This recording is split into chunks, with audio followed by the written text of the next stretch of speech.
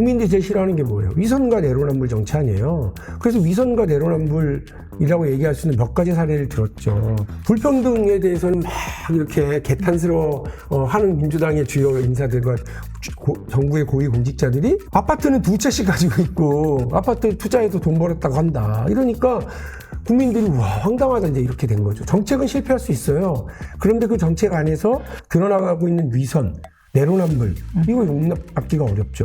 인권을 주장을 하고 그런데 북한 인권에 대해서는 외면하고 미얀마 민주화 운동에는 막 지원해야 된다고 목소리를 높이는데 홍콩 민주화에는 침묵해요. 이게 말이 됩니까? 이게 중국에 대해서 우리 젊은 세대들이 갖고 있는 생각이 중국에 대해서 민주당은 찍소리도 못하는 거 아니야? 북한에 대해서 아무 소리 못하는 거 아니야? 그런 문제에 대해서 왜 아무 소리 안 하냐?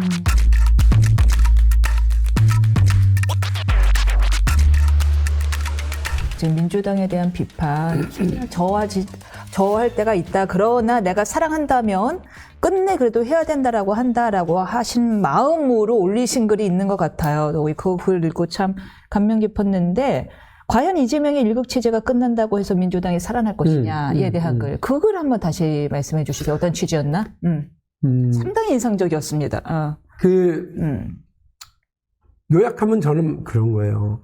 지금이 친문, 친명 나뉘어서 싸워야 될 때예요. 지금 말씀하신 것처럼 윤석열 탄핵이 최종적으로 인용되지도 않았고요. 조기 대선이 될지 안 될지도 사실상 모르고 보수는 집결하고 근데 보수 진영 안에서 합리적인 목소리보다는 극우의 목소리가 더 많이 나오고 이렇게 되고 있어 걱정스러운 때인데 그 당을 책임지고 있는 사람들과 이전 정부 정권을 문재인 정권을 주도했었던 분들이 서로 이렇게 손가락질하는 형국으로 보이더라고요. 손가락질하고 있군요. 그러니까 저처럼 예. 친문 시절에 예. 친문 시절에도 욕 먹고 친명 시절에도 욕 먹는 사람 볼 때는 아니 이거 이렇게 하는 건 아니지 하는 생각이 든 거예요. 그래서 첫 줄을 질문과 반성. 그래서 과연 윤석열이 탄핵이 인용되고 윤석열이 끝나면 우리 거저 그냥 먹냐 정권을.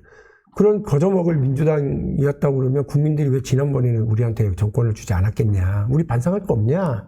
이재명 일극체제만 해체되면 된다고 보냐. 아니다. 국민들이 제일 싫어하는 게 뭐예요? 위선과 내로남불 정치 아니에요. 그래서 위선과 내로남불이라고 얘기할 수 있는 몇 가지 사례를 들었죠. 불평등에 대해서는 막 이렇게 개탄스러워 하는 민주당의 주요 인사들과 정부의 고위 공직자들이 아파트는 2채씩 가지고 있고 아파트 투자해서 돈 벌었다고 한다. 이러니까 국민들이 와 황당하다 이제 이렇게 된 거죠. 정책은 실패할 수 있어요. 그런데 그 정책 안에서 드러나가고 있는 위선, 내로남불 이거 용납받기가 어렵죠.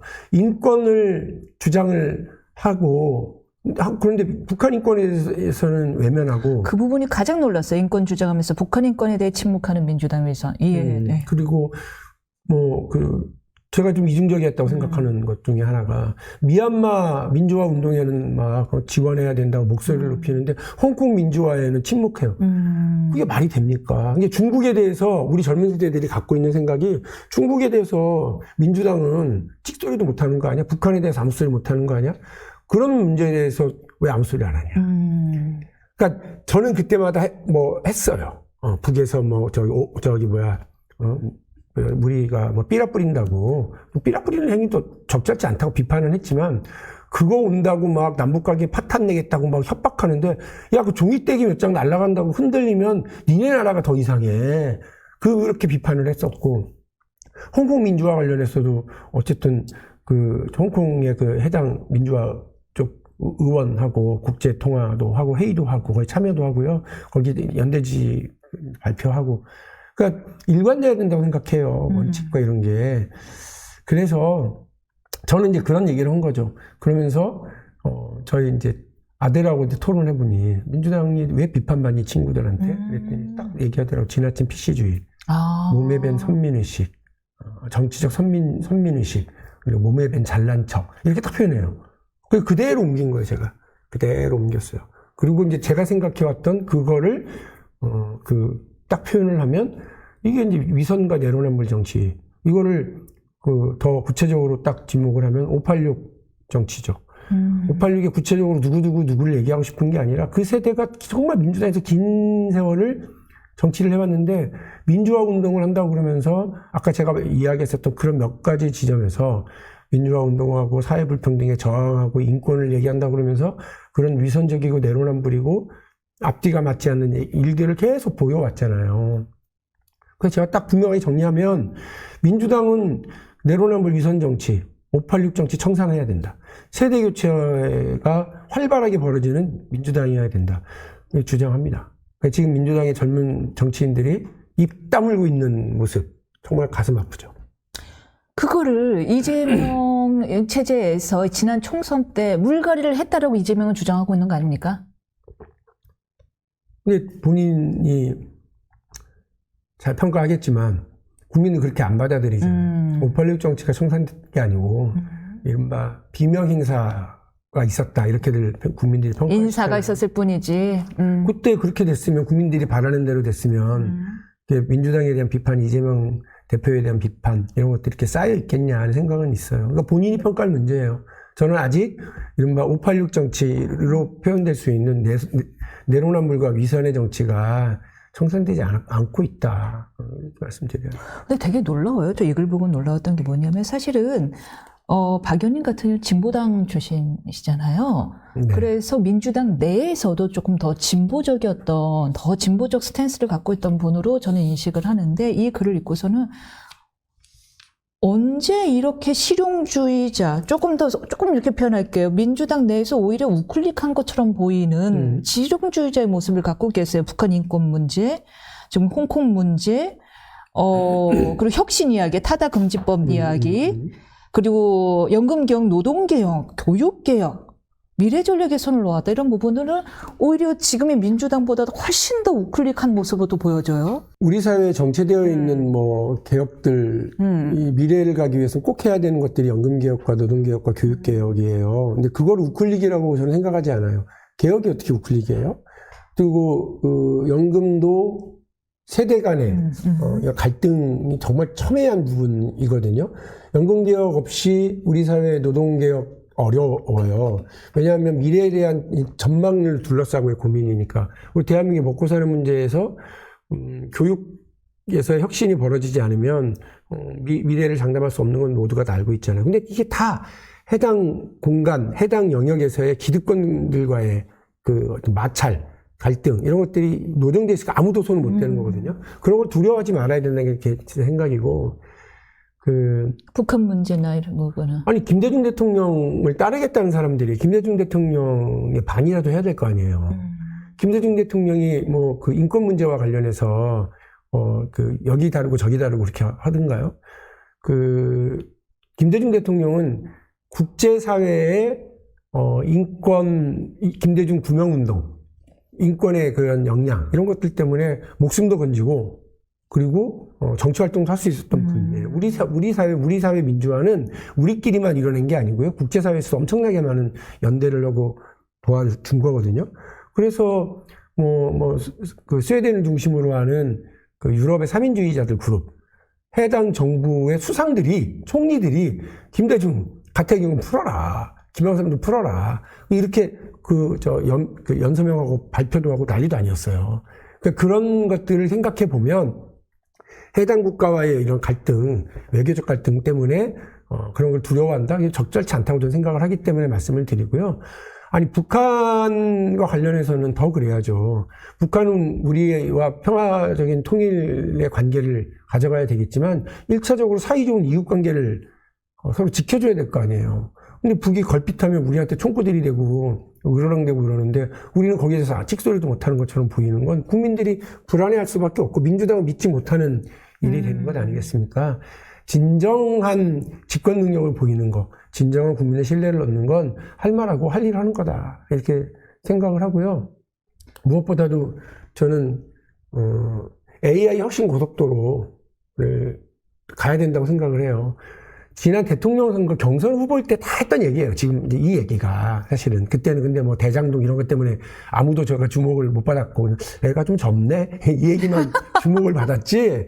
그 좀 안타까워요. 정말 중요한 우리 경제 성장 관련 이런 것들. 아니 실제로 반도체 관련해서도 관심이 많으시잖아요. 반도체 AI 다 관련자들을 많이 만나시고 공부도 많이 하시고. 예. 근데 이제 핵심적인 건 그런 거예요. 대한민국의 산업화에 뒤늦은 산업화에 가장 큰 동력을 마련했던 건 뭐냐면 경부고속도로를 까는 거였어요. 68년도에 경부고속도로를 깔 때 대한민국 정부의 예산이 1년 예산이 2,400억이에요. 근데 경부고속도로 까는데 500억이 들어갔어요. 어마어마한 돈이 들어간 거예요. 더 큰 일. 대한민국이 세계에서 가장 존중받고 박수받는 정보화 국가로 거듭나는데 김대중 대통령이 초고속 인터넷 고속도로 전략산업을 추진했기 때문인데 98년도 IMF 직후에 대한민국의 1년 정부 예산이 78조 2천억 원이었어요. 근데 그때 김대중 정부가 발표한 게 뭐냐면 향후 초고속 인터넷 고속도로 정보화 산업에 향후 10년 동안 80조를 두드려 받겠다는 거였어요. 1년 예산의 10배가 넘는 돈을 10년 동안 하겠다는 거예요. 지금으로 보면 우리 1년은 650조로 치자고요. 그러면 650조에 5분의 1, 1억은 150조예요. 이거를 두드려 박아서 AI 혁신 고속도로 깔겠다 이렇게 하는 정치자가 없잖아요. 그리고 김대중식으로 치면 앞으로 향후 6,500조를 투자해서 대한민국이 AI 첨단 국가로 가도록 해서 4차 산업혁명의 최종 승리자로 우리가 등극하겠다. 10년 동안 지켜봐라. 이렇게 하는 그 전략적인 정당이 없잖아요. 저는 그게 답답한 거예요. 그때 김대중 대통령이 초고속 인터넷 고속도로 깔겠다고 그럴 때 찬성했어요, 야당이? 정치권이? 아니에요. 다 반대했어요. 엄마들도 반대했어요.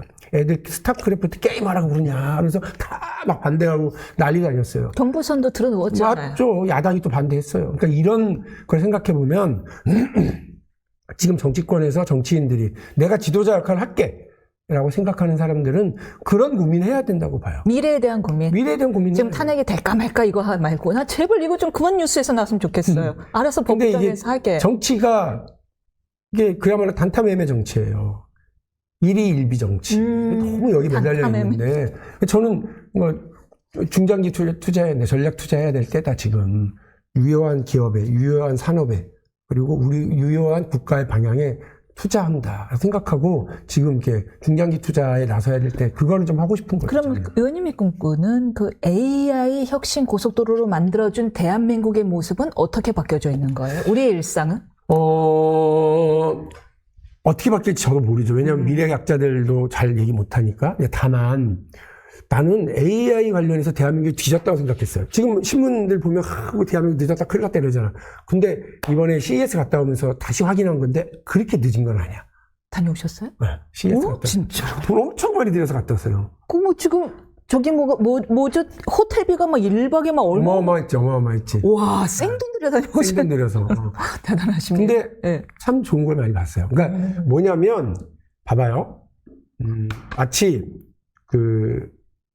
AI의 원천 기술, 멀티모달 모델이라든지 아니면 LLM 모델이라든지 하는 그런 LLM이라든지 하는 텍스트 언어로 얘기하느냐, 음량으로 얘기하느냐, 영상으로 얘기하느냐에 막 차이인데 점점 커지고 점점 막 다양해지고 훨씬 뛰어나져 가고 있거든요.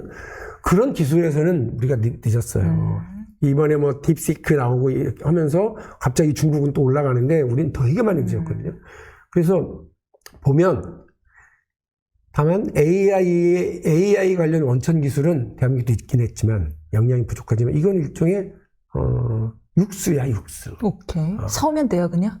육수 사서 다양한 대한민국의 기업들이 다양한 음식점이 그 육수에 우리가 할 수 있는 다양한 레시피를 꽂아갖고 적응시키는 거는 엄청 잘하고 있더라고.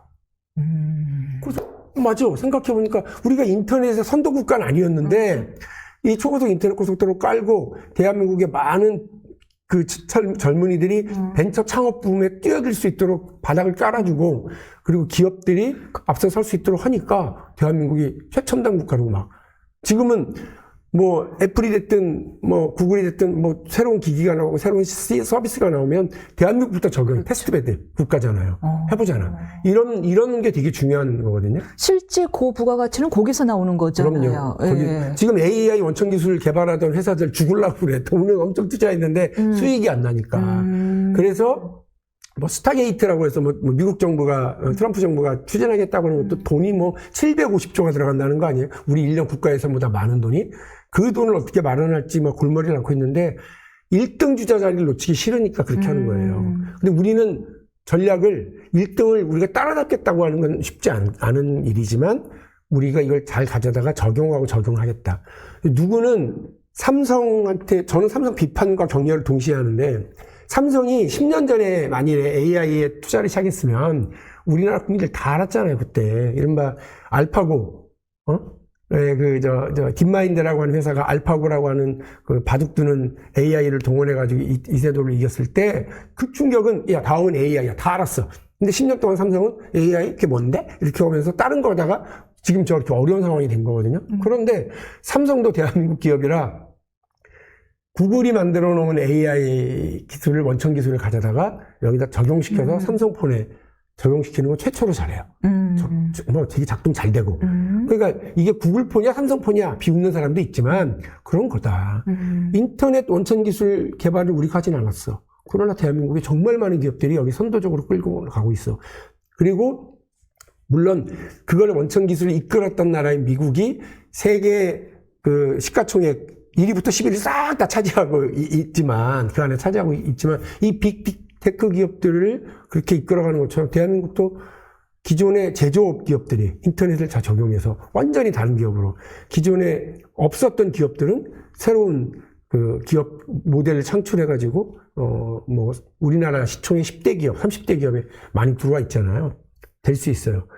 가능해요. 두 번째로,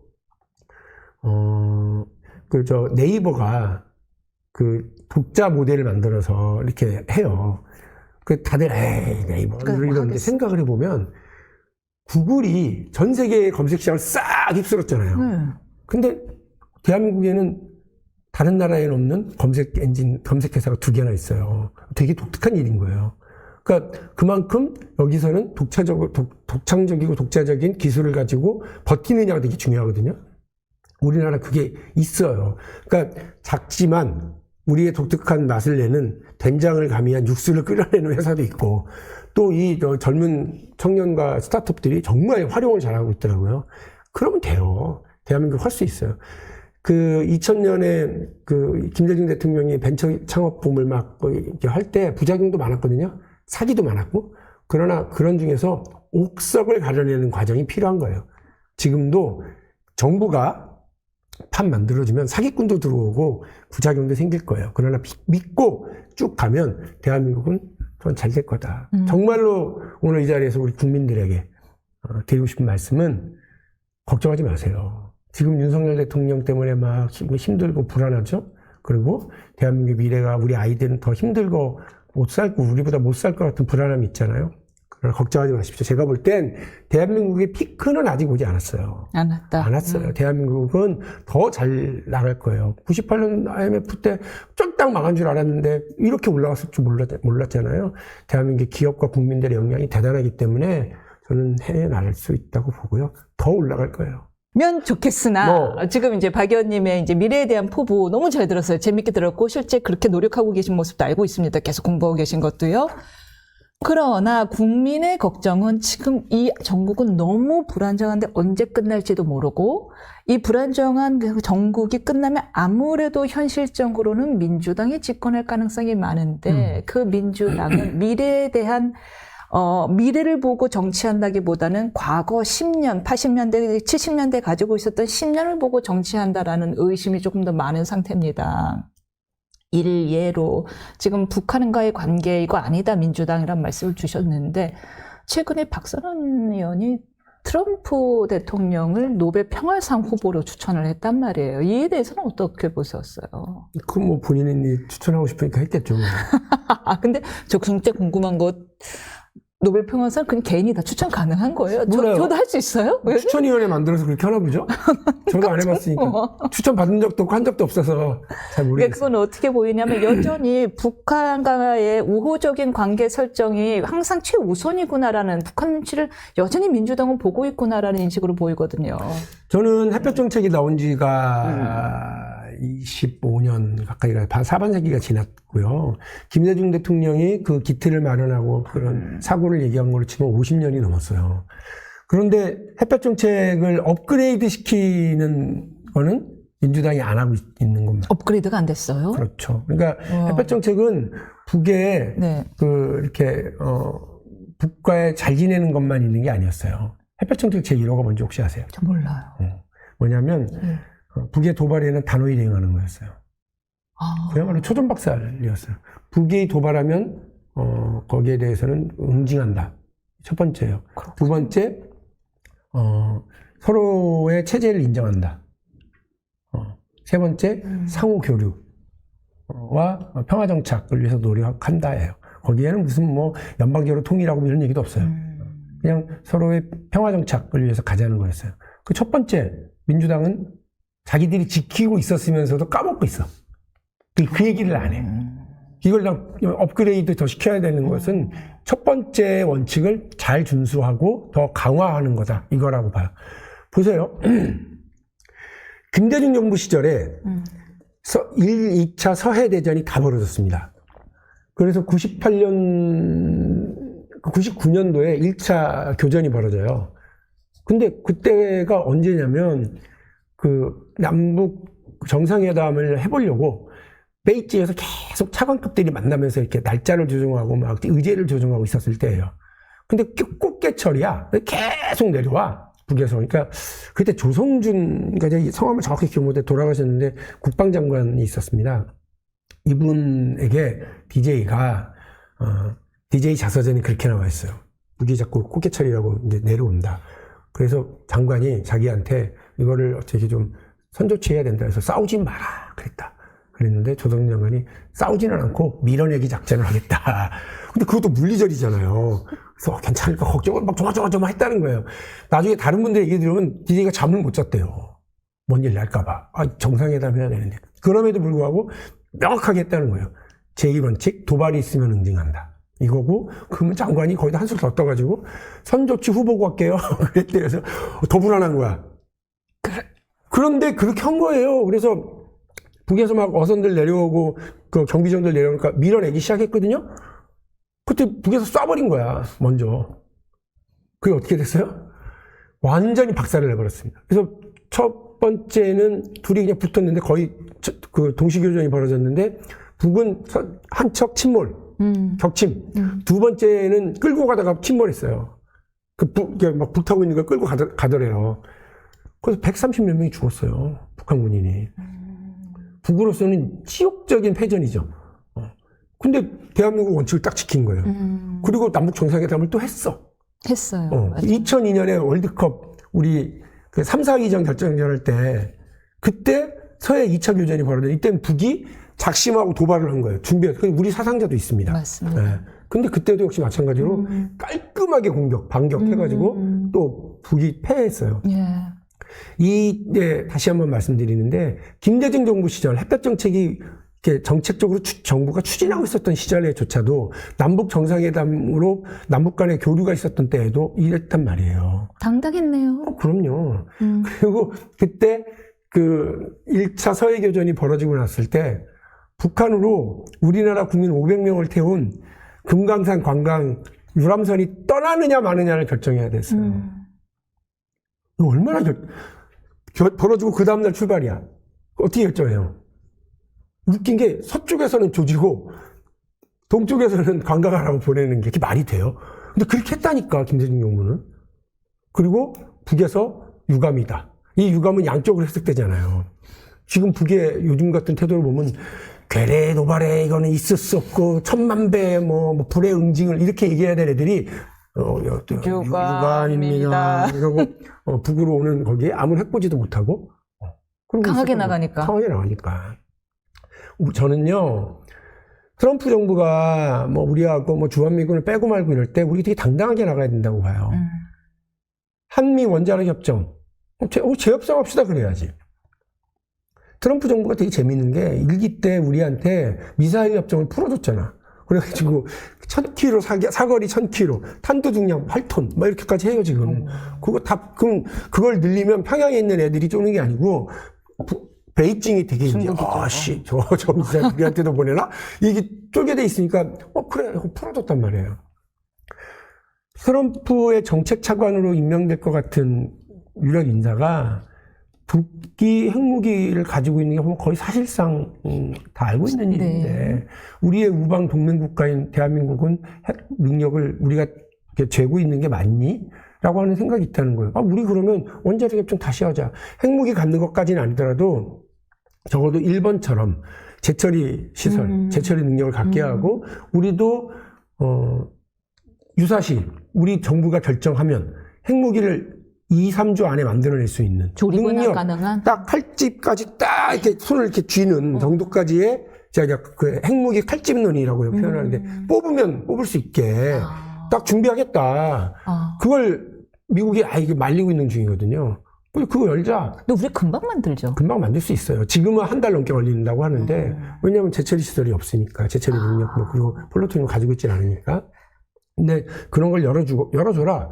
그리고 그 주한미군 뺀다고? 그 협상으로 할 거면 그래요. 우리도 협상 카드가 있어야죠. 빼? 근데 좀 미안한데 우리도 평택 우리가 그냥 쓸게. 평택 기지가 세계에서 제일 좋은 미군 기지예요. 그 시설 우리가 그대로 군산, 서산에 다 꼭 한다고요? 아니 평택에 우리가 그동 우리 돈으로 다 만들어줬잖아요. 그러네. 노무현 정부 때. 네. 가만 생각해보니까 그런 것도 노무현 정부 때 다 했네. 미국이 원하는 군사 전략에 맞춰서 해준 것도 노무현 정부예요. 그러니까 평택 기지, 군산 기지, 서산 이쪽에 있는 기지, 이 되게 중요한 북한을 견제한다기보다는 중국을 견제하는 되게 중요한 이 기지들을 미국이 다 쓰고 있잖아요. 그럼 주한미군 잘 가. 우리도 당당해야 된다고. 나가는 순간 우리는 핵무기 칼집론 이런 것들도 우리 펼칠 수 있어. 이런 얘기를 자꾸 해줘야 돼요. 난 그게 나쁘지 않다고 봐요. 민주당이 집권하면 야당이 핵무장하자 막 그러잖아요. 오케이. 그걸 우리가 협상으로 쓸 수 있어야 돼요. 지렛대로. 박용진이 이런 얘기를 하는 게, 아니, 쟤는 진보주의자가 핵무기 어쩌고저쩌고 얘기를 해? 왜 못해? 대한민국이 국익이 우선이지?